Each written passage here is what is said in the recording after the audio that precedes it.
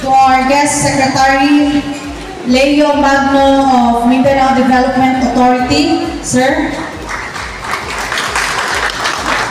To our partners from the national government agencies in this province and in the region, board members from 1st District to 2nd, to my co-employees from the provincial government, sa tanang Dagsuranon, isa ka maanyag na kabutagon sa tuwang tanan.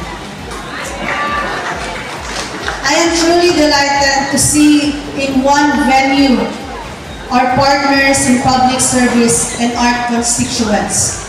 This is just a simple gathering to inform the public that you have a government whose purpose is to serve and elevate the standards of living in this province.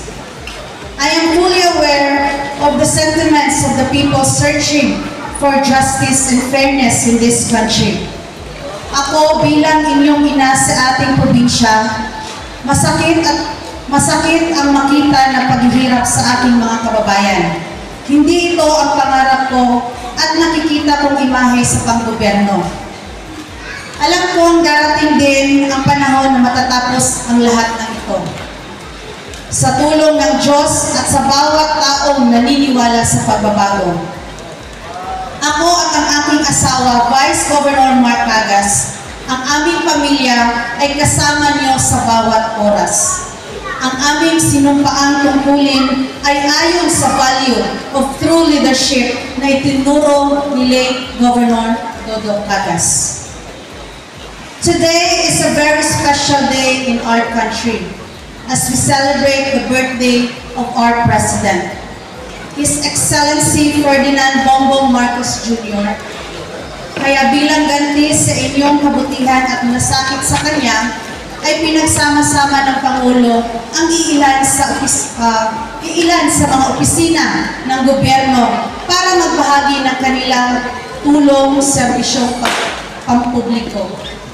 Sulitin natin ang pagkakataong ito dahil ito ay isa sa ipinakita ng Pangulo na tunay niyang pagmamahal at malasakit para sa bawat isa.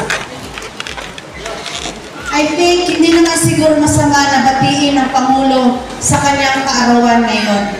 Sa kabila ng lahat na nangyayari ngayon, particular sa mundo ng politika ng kanyang hinaharap. Ipagdadasal namin ang katotohanang hinimithi ng Pangulo at ang bansa. Kasama mo kami, mahal na Pangulo, para ipaglaban ang nararapat para sa lahat. Sa lahat, lagi nating tulungan at ipagdasal ang ating bansa.